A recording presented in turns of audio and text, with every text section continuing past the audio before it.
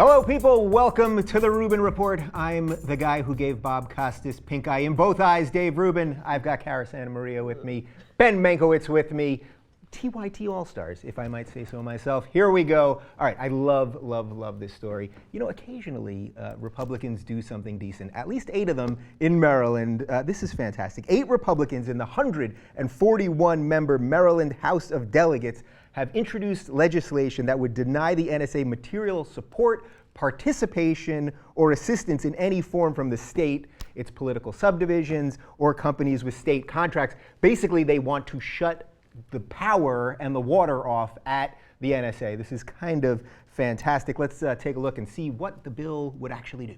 So, as I just said, the bill would deprive NSA facilities water and electricity carried over public utilities. It would ban the use of NSA-derived evidence in state courts, and it would prevent state universities from partnering with the NSA on research. Let's take a look at the facility itself, because it is a giant monolith that will probably destroy us all, unless Neo basically has to save us, right? Is this Matrix level stuff? Neo has to break in there with Lawrence Fishburne and do some shit. Am I right, Cara? Oh, it's big.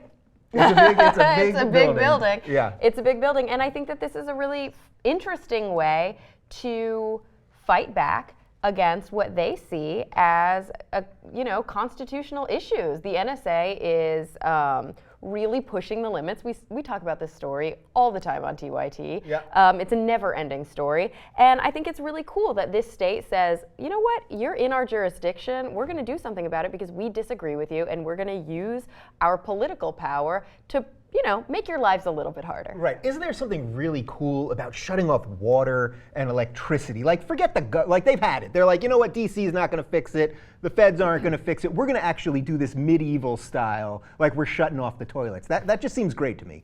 Like they're surrounding the town. Yeah, nothing gets in, nothing gets out. Right. Yeah. This. So what is it here? This amazing story that they involves the deal they have with the water company is for 5 million gallons of water a day. More water for that than the city of Annapolis. Incredible. So that's $2 million a year that they're just spending on water. And that's to cool the computers because they have so much computing power happening in this building. That building looks like they got the design from me in 2nd grade. And they just made it a little shinier. It's a giant black box. Well, this is the government building. It's a giant black box, which is basically what the NSA is. Right. Yeah. I mean, how did they? If I were the NSA, I'd be like, let's make it a little nicer. Like, let's not have it be a giant joke that all it is this giant black menacing box that looks at everything you do. But that's what it is. But it actually is that. It looks like the building from like one of those Will Smith movies where robots are being built there and something. How will this affect the actual people? You're looking for iRobot. Thank you. Right. Will Smith, robot, something. Robot. Got How it. will this actually affect, though, the people that live in this town? I mean, do they not make up a large portion of the people who actually work at the NSA? Oh my God, this crazy Republican, she's worried about the NSA's jobs. No, I can't believe it. The jobs that the NSA is creating to spy on us. I'm not really worried about the NSA jobs, but I am kind of interested how this jurisdiction thinks that they're making a decision that's best for their population if a large portion of their population is actually working for the NSA. But maybe they're not. Maybe a lot of people that are working at the NSA are actually being shipped in to do so. I'm not really sure how that works. Right. I'm not sure who the vast majority of NSA workers are. Right. If, though, they were from that district, shouldn't we give these guys even more credit that they're putting their butts on the line and saying, we're going to be willing to take away some jobs from our guys at the water company? Sounds like monopoly. Do you think this is going to pass? Well, okay, so that's my next question. But Ben, give me something. 30,000 people work at the NSA in general, many of them at the headquarters there in Fort Meade. But the people could live all around D.C. They don't all live in Fort Meade. This is the 10th Amendment group that's doing this, so I'm not for it because I don't trust those guys to do anything. And I mean, they're what's wrong with America. And I got it. It's cute. It's fun. No, it'll never pass. I wouldn't imagine. But it has passed in other states. It has passed in other states, but I doubt very seriously that at some point the federal government would get involved and be like, we're the federal government. We can put the building wherever we want. You guys are going to give us power. Right. Isn't there some kind of eminent domain thing? I'm sure there's like an offshoot of eminent domain. I'm pretty sure they lose in federal court. It just seems like they would lose. I hope, in a sense, I hope they would lose in federal court, not specifically on this issues, but just that states can't be like, no, I don't like this federal program. We're not doing it in any way, and we're not following this. I feel like they could say, I don't like this federal program. You want to use our turf, you're going to pay for it. We are not going to pay for you to come into our state. We're not going to waste our resources on this program that we don't back. And the fact is, an amendment similar to this, or I'm sorry, legislation similar to this did pass in Arizona, I think. It was Utah, maybe? Arizona. It was Arizona? The most significant one. And also, that's the only one that's passed fully. But there have also been Passed the bills Senate. pushed in Utah, in Texas, in different places, and I think that it's an interesting precedent. I'd like to see it pass. What's going to happen then is that we're going to be on the hook for paying then to move this facility to D.C. Exactly. Fort Meade will be like Scott. Yeah. Right? They'll build it somewhere where there's just a federal jurisdiction, and that'll be that, and then great. And that's funny. They'll put it in D.C. and they'll displace a ton of people. They'll drive them out of their homes. Yeah. It doesn't end well. And then we'll foot the bill. Of course, we'll foot the bill. The only way this ends well is with a combination of judicial action and then corresponding legislation, federal legislation. Like, we have to stop it the right way. These are cute stories, but the way we stop it is with judges and then eventually with just warrants. I mean, I just feel like we could hash it out. Like, if we were like, hey, you know what? We're going to keep this stuff. We're going to keep it for 3 months. And then it goes away. So if they come up with the metadata? Yeah, I'm going to say, and then anybody needs to go back and get a warrant, they have 3 months back, and then it goes off into the ether, or 2 months, that or would whatever. Never fly. Right. Well, we've got the judges, right? Because a bunch of federal judges have struck it down, and then the one said it wasn't. But the legislative part is the part that's tough. Rand Paul today. Right now. There are two bills on the table right now. People are really backing the USA Freedom Act. They are not backing the FISA Improvement Act. This is a big story across the interwebs right now. A lot of different websites, specifically like Reddit and the Electronic Freedom Foundation. A lot of people are really pushing for the USA Freedom Act. But I think the fear here is that a lot of everyday citizens don't know the difference between the two. They don't realize that one of these bills would actually be a huge blowjob to the NSA, and the other one would choke them out. On principle. And the other one would choke them out. Do you vote for that one too? I don't like that. You don't vote for that one. Porn. No. Are you guys going to sign Rand Paul's class action lawsuit that he filed today against President Obama and the NSA? Absolutely. Are you going to jump on? Not. No way. Not in a billion years. Not on that drone-hating nut job. No, if we drone-hating nut job, Civil Rights Act-hating nut job. Yeah. I mean, I got it. Their rights, they back into something right sometimes, but there are plenty of other people who aren't insane and write their own stuff, whose bills I can sign. It would just fit Rand Paul that he'd make other people sign his bill. So it's not even a bill, it's a lawsuit. It's a lawsuit. Yeah, it's not such a strange way to approach this. I stand corrected. All right, I thought those guys were the guys in favor of tort reform. Yeah, exactly. All right, last thought on this. Where does the NSA thing fall on your list of priorities of what America should be talking about and thinking about? Because I still feel like it's this sort of considered this little extra thing. Like, we talk about it a lot here, but I feel like politicians still aren't totally on board. Certainly the mainstream media is not on board. Where does it fall in terms of important things that we should be talking about? I mean, it scares the shit out of me, so it's pretty high on my list, but I also think if we're going to be talking about the NSA, we need to be talking about privacy in general, and we can't ignore corporate interests in our privacy. I think one thing that we do a lot of times in the media when we talk about privacy is we only focus on governmental intervention, and we're not worried about all of the laws that are in place that allow big business to snoop into our personal lives, to sell our data, and to try to make decisions, basically make money off of our habits. Cara, are you saying you don't read the 87 pages when you have to click I accept on the Facebook terms? Is that what you're saying? People aren't reading that whole thing? Nobody reads them. Terms and conditions may apply. It's a really good documentary. You look at, every time I look to buy my, 173rd baseball hat, and I don't buy it, the next day, every website, that hat's there, and similar hats and what they think are similar. So in a sense, I think that, and that's part of what gets to why Americans don't think it's that important, because we've all experienced that. We've seen it. We had our moment of, what the fuck, right? And then and so the fact that the government's doing it, in a sense, you're like, my God, if corporate America is doing it, if the people selling me stuff are doing it, I actually hope the government's doing it. I don't want them to be ahead of the government for stuff like this. So I think until it starts tangibly affecting us, until we see innocent people, and there are a few, but until we see innocent people caught in the NSA's vice in a way that relates to us, I don't know that it's going to take hold. And that's the scary thing about, I think, the dystopian future, right? About this Orwellian kind of future, is that it happens so slowly and your rights are taken away so slowly that you almost don't realize it's happened before it does. We change politics, to go back to what they talk about on the Turks here all the time. If you get to the point where you get money out of politics, you start electing different people, then it will change legislatively. It definitely will change legislatively because there are ways to do it. There are ways to satisfy the law enforcement goals. I mean, whatever. I made up 3 months, but I mean, there are things that common sense people could come up with that would suit law enforcement's needs. Yeah. All right. Well, we'll get to money in politics in just a second. But Ben brings up an interesting point. I remember the first time I was on Gmail and I got an ad related to something I had just emailed. I had emailed the friend literally about the Transformers, like Optimus Prime Transformers, and then suddenly all my ads were about Transformers, like for an electric grid, and that just was not the same Transformer. Okay, so. This has been going on for a long, long time, way before President Obama, but it seems to have exploded under President Obama. If you want to be an ambassador to a foreign country, you pretty much just have to bundle campaign money and you will become an ambassador. We have 24 bundlers right now. These are the people that find the guys that are donating a lot of money. They bundle the money together and then they give it to the PACs that are working for the politicians. And 24 of these guys are headed to Western Europe right now to be our new ambassadors. And here's a video. It's about 1.5 minutes long, which I know is very long for YouTube, but I think you can do it, of John McCain interviewing a potential ambassador to Norway. Mr. Sunas, following last year's parliamentary elections, Norway's Conservative Party now had a center-right coalition, as you know, that will include the anti-immigration party called the Progress Party. What do you think the appeal of the Progress Party was to the Norwegian voters? Thank you, Senator. It's a very seminal question.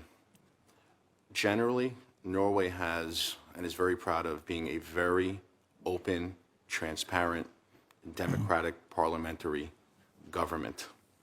One of the byproducts of being such an open society and placing such a value on free speech is that you get some fringe elements that have a microphone, that spew their hatred, and although I will tell you Norway has been very quick to denounce them, we're going to continue to work with Norway to make sure. The government has denounced them? The coalition government, they're part of the coalition of the government. Well, I would say, you know what, I doubt I stand seriously I stand corrected. I stand corrected and would like to leave my answer at they are, it's a very, very open society, and that most Norwegians, the overwhelming amount of Norwegians and the overwhelming amount of people in Parliament don't feel the same way. I have no more questions for this incredibly highly qualified group of nominees. Okay, so that's James Sunas. He was trying to become the ambassador to Norway. He has literally no idea what he's talking about. George James Sunas. Sorry, George James Sunas. Who puts all three of their names up there? Mr. George. Like, again, it's three dumb names. Like, just George Sunas. Do you think he was trying to do that to pass? Because he was like, I don't know what I'm saying, but if I throw in the third name, it sounds a little more. But I tell you this, I think that's a guy constantly, that guy reminded me of Gene Simmons. Like a guy constantly desperate to tell you how smart he is, right? He's so insecure about how dumb he secretly is that he feels a need to impress. Gene Simmons is always using big words slightly incorrectly and then kind of being like, hear what I just said? Huh? And right at the beginning of that answer, and we'd seen it in the we had to shorten that clip, you did, Dave, but there's like 2 minutes before that where he's just in the middle of giving an answer and he just runs out of steam. It's important in Norway to continue to gather information and grow many industries, such as the. I'm not even really exaggerating. That's what he does. And then he takes a glass of water and he's like, and then the guy asks him another question. He's like, "Thanks for bailing me out. You were just talking." There was no. So, like, and then at the beginning of that answer to McCain, he says, "Well, it's a very seminal question." So I guess the word of the day today was seminal. What would a seminal? I wanted to ask you guys a seminal question. I really couldn't come up with something that was seminal. It's a seminal. I don't know. Look, it's so embarrassing, and this is public. This is on the public record now. Yeah. You know, this is not a closed session. Yeah. This is not just this guy. It's a board, right, of all the different Right, people who are trying to get this ambassadorship, none of which are well qualified. Yeah, so literally you don't have to have ever visited the country you want to be We an know that ambassador from for. the ambassador to be for Argentina, or Yeah. the potential ambassador to be. Right, you don't have to speak many places. Many places, just but not he hasn't had the chance yet to Yeah. visit the country he wants to Can represent. you imagine the first time you show up at a country, you're like, I'm the ambassador. Never been here before, don't even know where Starbucks is, but And I'm the ambassador. I'm gonna walk off the plane and insult a major branch of the government, not a branch, but a major party within the government. Yeah. I So mean, isn't it's this the insane. worst kind of, reset? Obama wanted to reset our foreign relations. Obviously, we have fine relations with Norway, but isn't this the worst kind of things that people think about America? We're going to send some schmuck who literally doesn't know what parties are in the government to be our ambassador. Yes, but if you honestly, I'm not giving Obama a pass at all, but I will say at least if you look at the Slate article that kind of shows all the different would-be we'll ambassadors. link to it in the description. All of the ones to countries where we have no relations issues are the ones that were bundlers. All of the ambassadorships to places where there's actual potential conflict, those are people who have worked, in foreign relations before. Right, but that's a pretty tepid. It is. So it's broken out into thirds, right? It's bundlers, people who have no business working as these ambassadors. Another third is people who were previous ambassadors, Right. or people who worked for the State Department. And another third, I don't remember what There the was a other third was. color. It was There's a third color. Ben's got the computer. Oh, What's there that it third is. color? It's Career diplomats. Career diplomats. Career right. diplomats, other political appointees, and then these bundlers for Obama. And if you look at where the bundlers for Obama are heavily, are densely populated, it's all in Europe. With Western Europe or in there's like Dominican Republic, like they're nice gigs. They're nice gigs, yeah. But they are in not so much Obama's defense, in the defense of because Obama, they say he's doing it to a greater extent than Clinton, Bush, or Bush. But they all did I'm it. not quite buying Right. that. Like I don't. So they're not wrong. I just mean this is always Shirley Temple died yesterday. Shirley Temple, this great, delightful star, and then in 1950 she gets married for the second time to this. She's 22. She never went to college, and she's pretty well educated on the lot. But nonetheless, so she marries her second. She get married at 18, married again at 22 to this big Republican, and she becomes a Republican fundraiser. Shirley Temple. And she doesn't make it as an adult star. And then Richard Nixon names her a special ambassador to the UN. Yeah. And then she becomes ambassador to Ghana. And then in 1989, she was the ambassador to Czechoslovakia. At the end, so it strikes me that maybe that was a tiny bit important at that point. Yeah. So and that said, everybody said she did great. So you could rise to the challenge.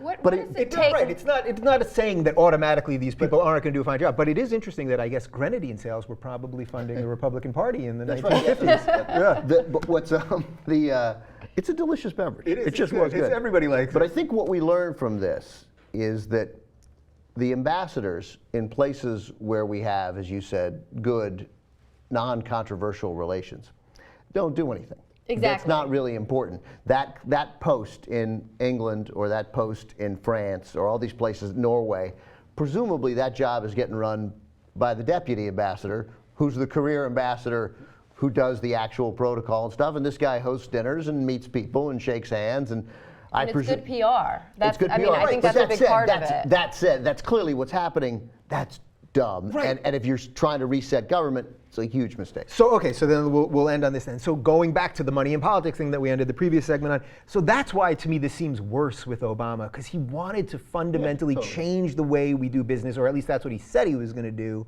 And this to me is the most obvious, blatant example of just buy a post. Just buy it. exactly So what they're shouldn't we doing. hold They're- him to a little bit of a higher standard? Yeah, they are than- purchasing a very cush job. Yeah.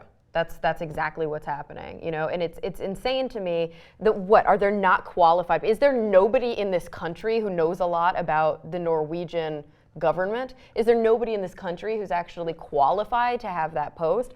Are there no career diplomats who could be doing this for a living? I'm pretty sure you know more about Norway than that guy. There's tons of people. There's tons of whoever's been. There's people in that Norway staff who presumably could just go on. Exactly. Like growing up in D.C., a number of our friends were career diplomats, and they were always the smartest people And this in is the room. what's insane to me, guaranteed. is that why would Obama do something like this, again, knowing that we are going to find out about it? You know Because what I I don't mean? His think constituents are going to be watching this happening and saying, God damn it, you're letting us down again.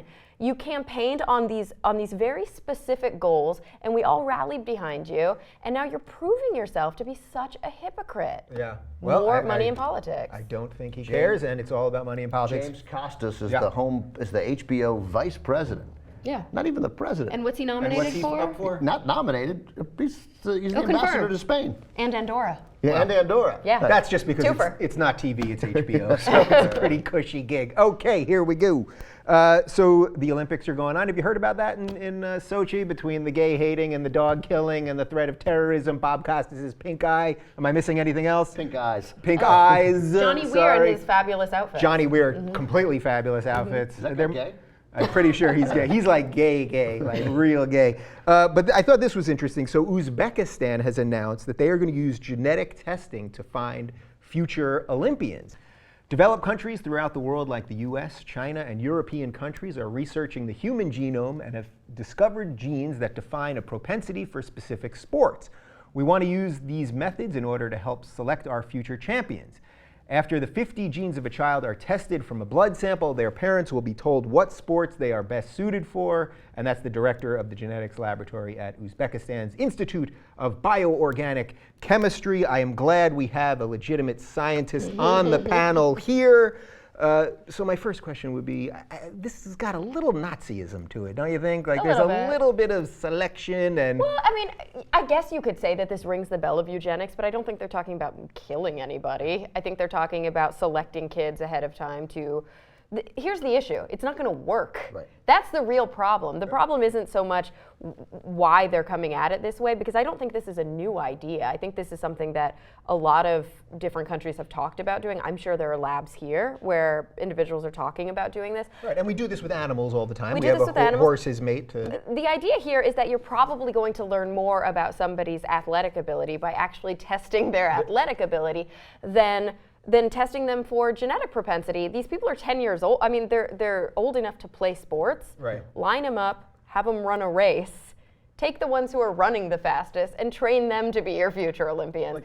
It's very silly to try and look at the genome because we aren't there yet. We don't know what this specific gene does. close. We're not even close. We don't know what this specific gene does. We don't know how this gene interacts with that gene and that gene and that gene downstream. We don't know how this gene is turned on or off by environmental factors. It's silly. It's absolutely silly. I want to apologize to my Uzbeki fans. I like how you preface everything you're going to say with an apology. It's Totally. good. No, it's Because- really good. Always off the hook. When Yeah. you let some backwards ass country like Uzbekistan do this, Yeah. and they are dumb as posts and corrupt and have a history of corruption, like you know that this ends poorly to get to your first point. Like, so we're not there yet. They're gonna find some way that we're only gonna get the privileged kids who are related. They're gonna find some way to deny some. This is going to end up costing them good athletes because they won't recognize some good athlete because they will force mate two ridiculous Uzbekis together who they think are good at swimming. Right. And when all they wanted to do was swim the fuck out of Uzbekistan, which might be landlocked. Don't know. Couldn't identify it on a map. That you should apologize for that. I apologize for that as well. Yeah. So it just like you could sense that this ends well. Like you want to, like you know what you should do? Invest in a serious Olympic program and build some stadiums and get kids there and recruit them and run them like you said, and then see it and develop it and spend some money. But of course, my understanding is you probably ought to spend some money on the rest of your population. Right, and of course, only rich people are going. Right. Rich countries will be, even if it was legit. Let's say we could map all that and figure it out. Only rich countries will be able to do this, and then we're going to have 2 separate Olympics: one for the regular people, and then one for the genetically Uzbekistan modified. is one of the great democracies of Europe now. I'm going to regret this segment. Yeah, you You are are really going to good at really that. regret this. But No, I'm willing to wager I'm okay. Yeah, I think you're going to be all right. I mean, it's like even getting past all of the sociological implications and all of the inequality, the income inequality implications of this. I've got to reiterate, it's not even going to work, and it's not about these people being modified. It's about trying to blindly look through their DNA and find some sort of marker that says, I'm going to be good at a sport. And we have found genetic markers. There's a marker that was mentioned in the Atlantic article that talks about this. There's an author of a book who kind of lends his expertise. And he talks about how there is a genetic marker that we know exists for fast twitch muscle fibers. And the truth of the matter is you're not going to win a 100-meter sprint if you don't have this, this mutation, if you don't carry this gene.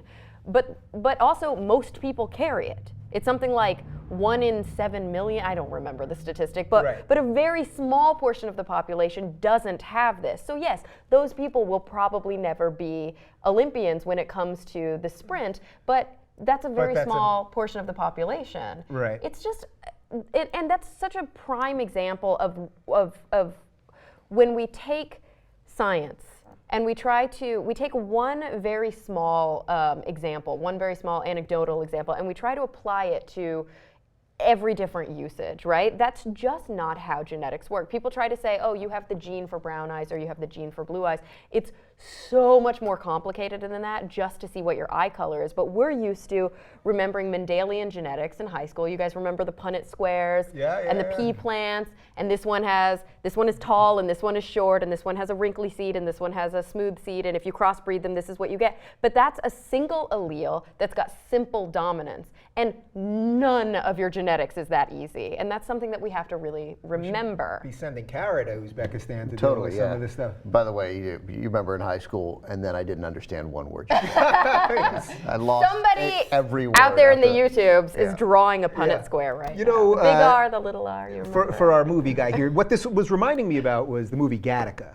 Right? Because that's basically what they were doing. They were doing it and felt that it could actually work in the movie. So that's why I'm a little torn by this, because on one hand, I love the science idea. I love the idea that this could be done and we could create this group of people that can do better things than we can do. But on the other hand, doesn't it like take away the most human thing there is, which is like you're born and maybe you have a chance to do something and like beat your genetics, like actually. Sure, and I think that it's not going to ever take that away. I think that's the important outcome of this, is that there may be an attempt to take that away, but the truth is you cannot control that's the great thing about procreating the way that we do. It's the great thing about being human beings and not cloning, but mixing up all of our genes. So you take two people who have a certain genetic profile and you breed them, they still may have offspring that's completely different, because you're not going to simply just get half of moms and half of dads. They're all going to be shuffled around.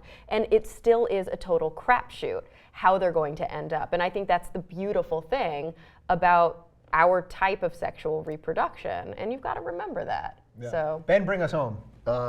There's no way. It's great. Like, there are ways that sports and science have come together in really impressive ways in the last 10 years, just in starting in baseball with just the studying of better studying of statistics that is now lending itself to basketball, where we can measure a player's production based on every minute he's on the court, and now ways to sort of include science in training and so forth. But there is no conceivable way that Uzbekistan is going to be on the cutting edge of this in any way, shape, or form. I know you asked Ben to take us home, but I just have please. to ask at the very end, what is the point?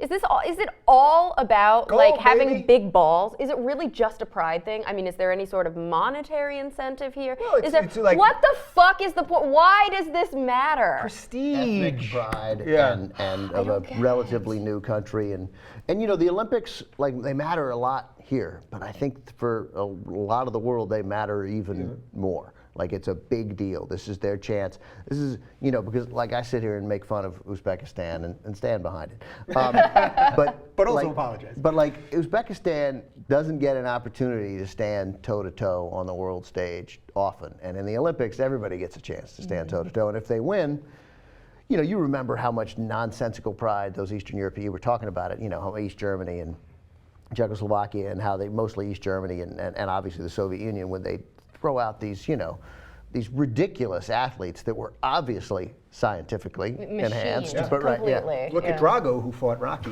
on Christmas Day in Moscow. I mean, look at that guy. Yeah. All right, I feel like that's a fitting end to that. Well, you know what? Actually, to Cara's point, as Jeff Goldblum said in Jurassic Park, life finds a way. So this whole thing is doomed to failure. You made 3 movie references in the last 2 minutes. I'm on it right now. I appreciate Ben. the last one the most. Yeah, all right, we got some more science for you. So this is kind of fascinating. Archaeologists from the University of Tel Aviv have used radiocarbon dating to pinpoint the arrival of domestic camels in the Middle East. And they say that this science directly contradicts the Bible's version of events.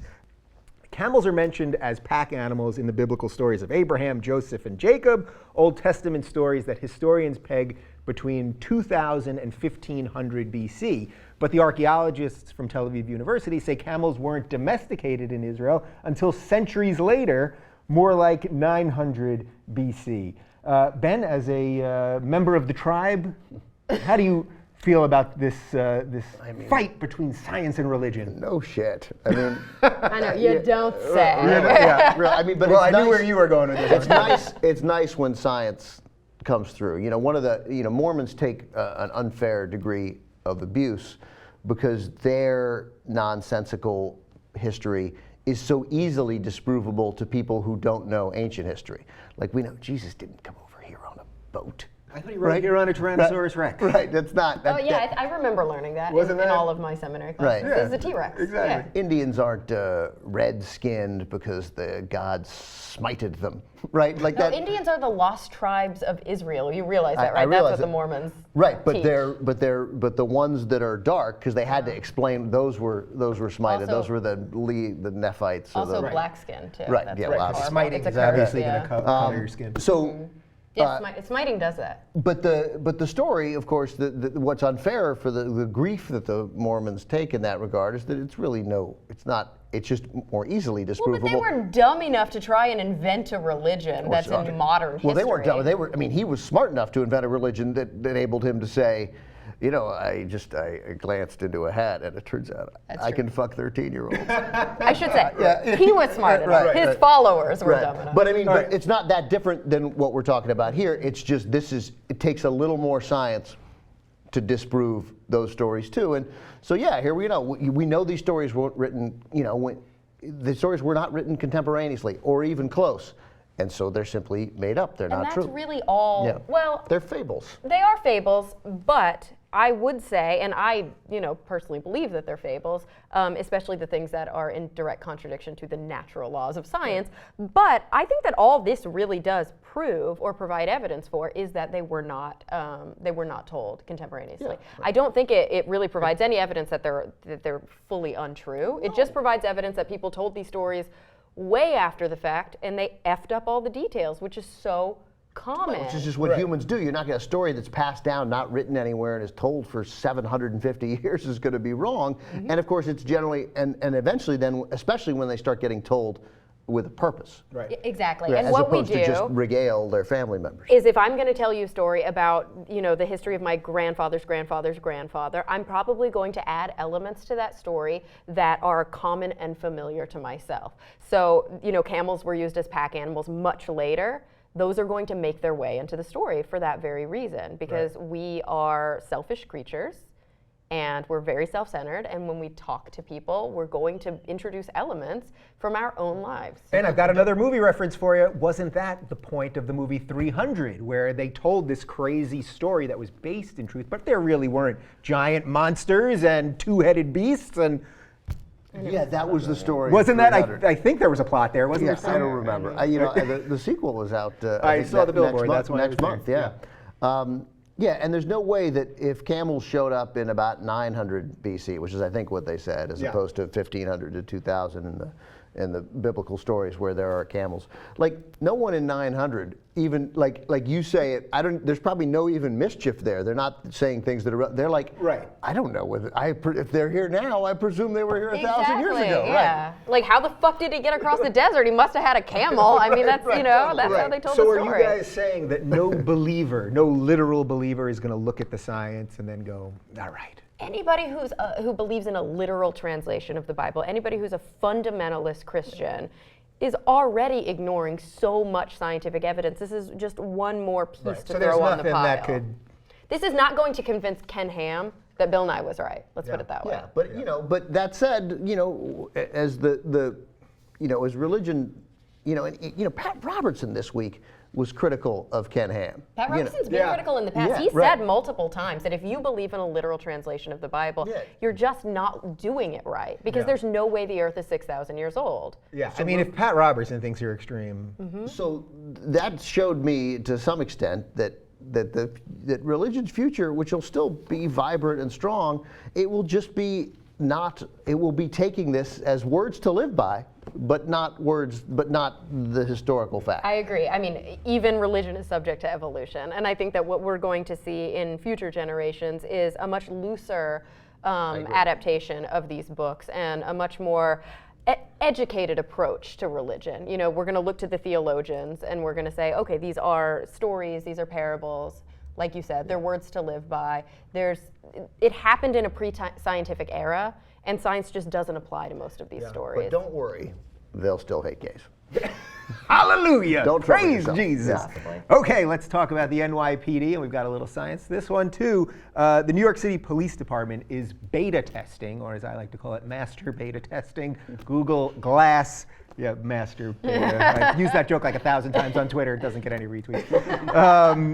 Yeah, the NYPD's massive and controversial intelligence analytics unit is evaluating whether Google Glass is a good fit for investigating terrorists and helping cops make arrests. We've got a quote from a New York City law enforcement official.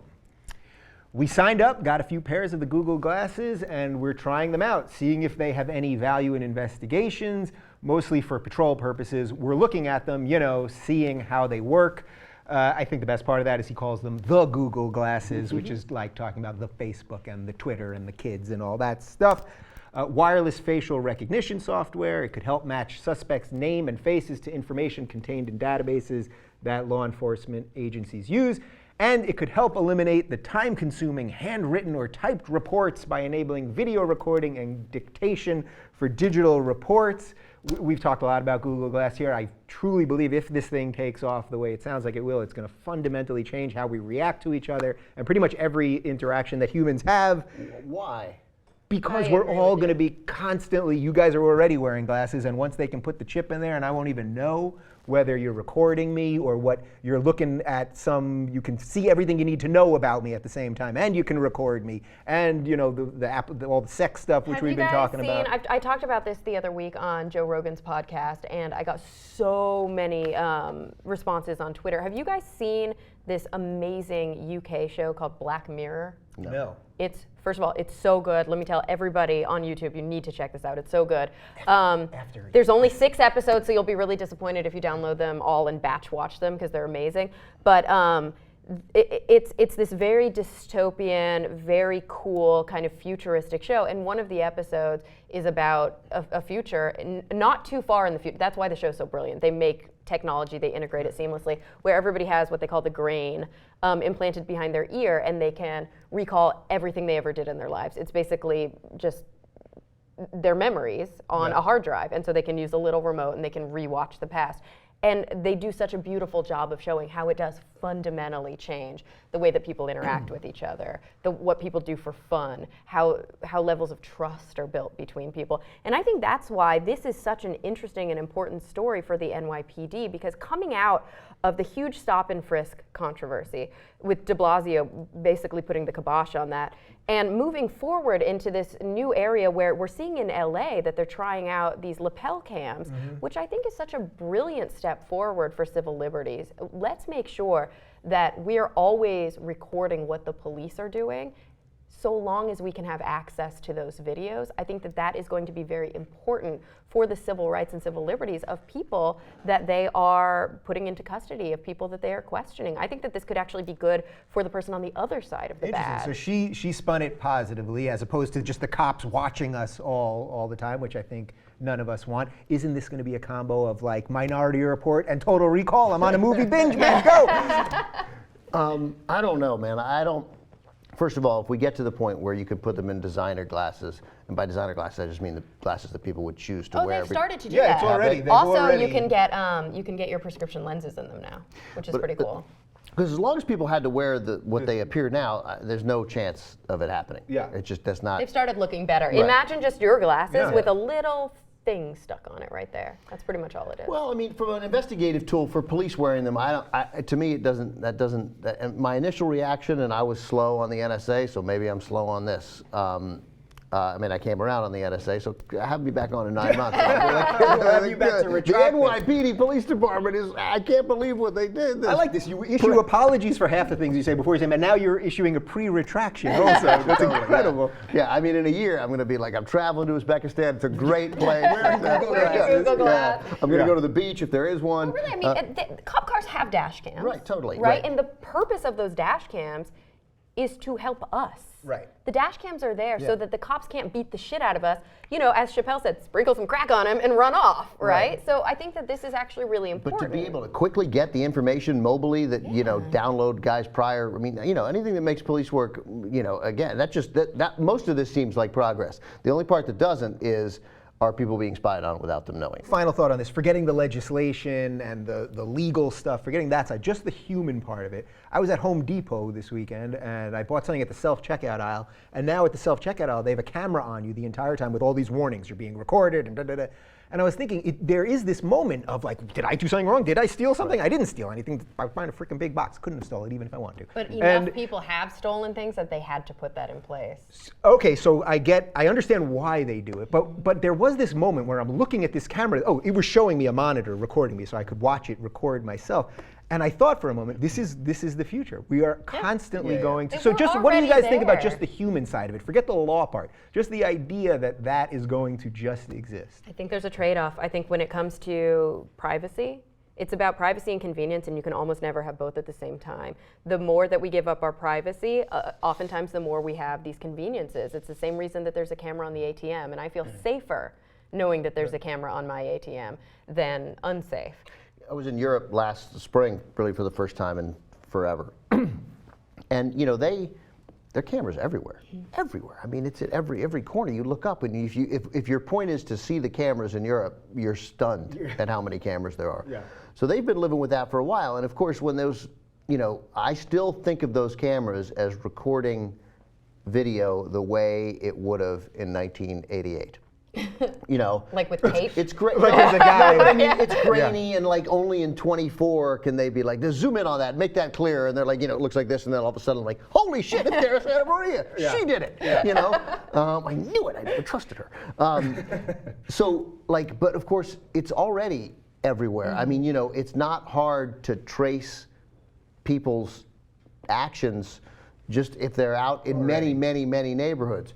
And that's what I get back to, is that nonsense. Like we've almost, I guess it's not too late, but we've blown an opportunity to be talking about it before we're reacting to it, before we've got a government that says, you're going to take this away from us? Do you know why we haven't been attacked in 5 years? Because we've been doing this. Yeah. And then we're like, oh, well, I don't want to be attacked. Yeah, and that's the real difficulty, because there is a lot of kind of clandestine stuff happening. It's hard for us as the citizens to know exactly where we're being protected and where we're being abused. And I think it's a really fine line, and it's a line that we're going to be walking the rest of our lives, and it's something that we have to be really aware of and be engaged in the political process so that we can make sure that that fine line stays where it is. What is very clear is we can't just trust them. We can't solely Exactly. trust them. So I get it. They're going to do it.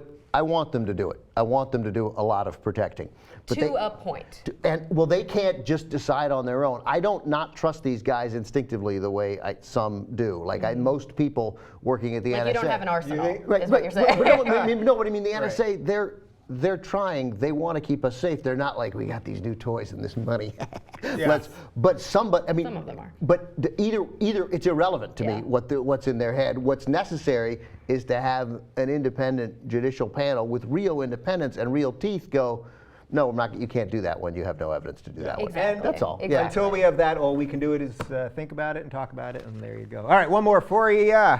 Sexting, let's talk about sexting. It is happening, and you've done it. We know you've done it. According to a new study by McAfee called Love, Relationships, and Technology, and yeah, everybody is sexting. The data was collected from a survey of more than 1,500 U.S. consumers between the ages of 18 and 54. Let's look at some numbers. Nearly 50% of people have used their mobile device to share or receive intimate or sexual content.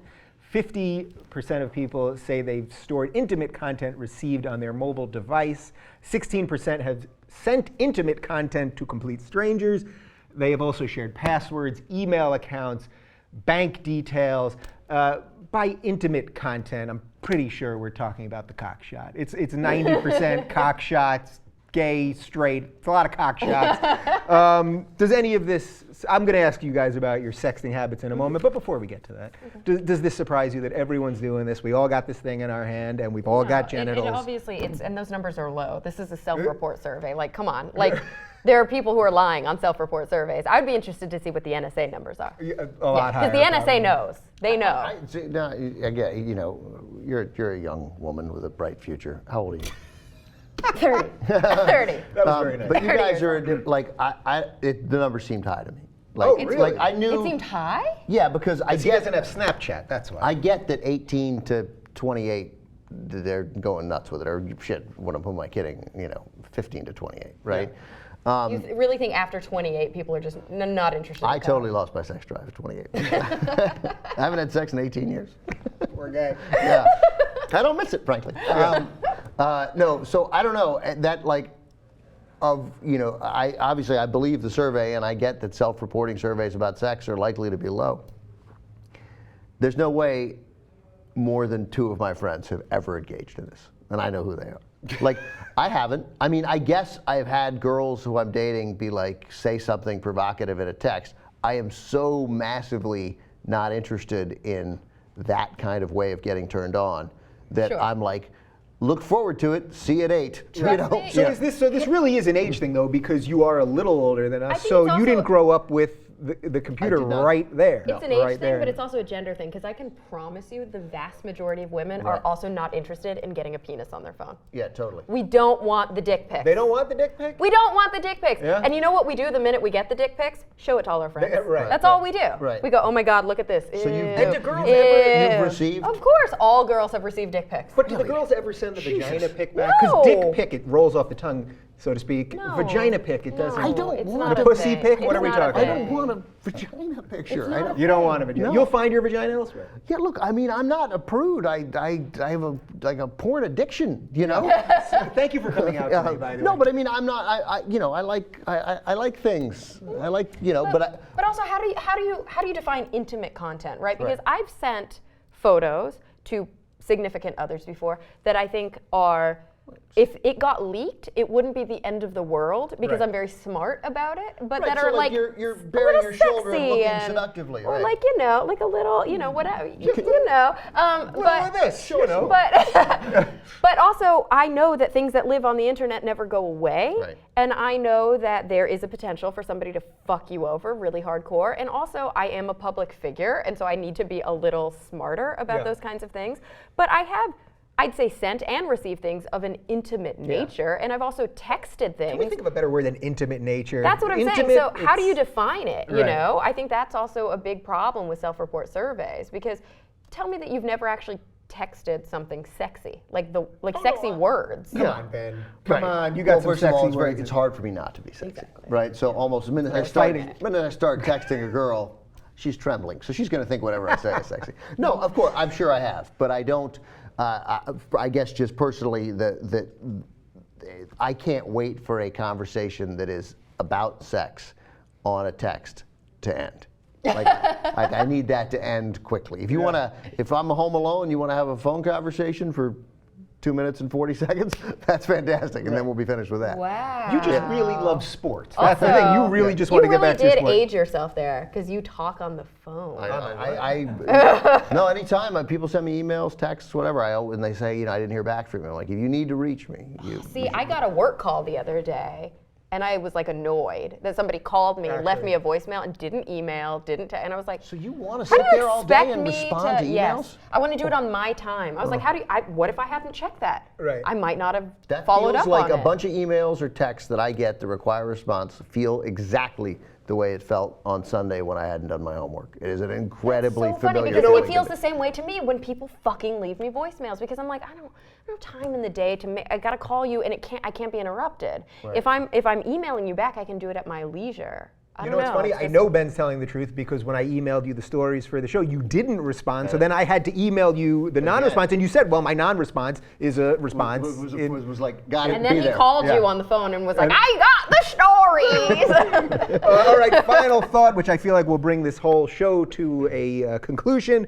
Don't you think, with all the stuff we've been talking about at the NSA, that maybe that will ultimately cause a drop in the sexting and all that stuff because people now do actually realize it? You don't think so. You'd hope. Ben hasn't done it, so we don't know. No, I don't think so. I don't think people think that way. No, not at all. Yeah. I mean, it's story after story. Tell me how many stories we've covered on the Young Turks, somehow, in some form, on the Young Turks networks, about a fucking dumbass politician who does something while the camera is rolling in his face. And it's like, how do people not know they're being recorded? This is the world that we live in, and yet people don't learn. Ben, do you have a movie reference to take us out on? The Net. The Net with Sandra Bullock. I never saw it, but I feel like it is an apropos ending. Man, does that movie not hold up? How about Yeah. give me something else, a little older than The Net. A Logan's Run, perhaps? By the way, a movie that needs a remake. Yeah, Logan's Run, I completely agree. Really good. Do you know this? No. Logan? I'm like, You'd like it. You'd like it. Michael Yeah. York, but you Yeah. go to Sanctuary when you turn 30 because they want to keep everybody young and they think Sanctuary is some bliss, but they just kill you in Sanctuary. And then Logan is a So it's runner. not like Elysium. Or Logan is a guy who goes after It's him. bad and then- Elysium. But then Logan, who's like a cop, then he runs himself. Spoiler! Yeah. All right, but does he make it? Does he get to Sanctuary? You'll What find happens? out next week. All right, thanks for watching, everybody.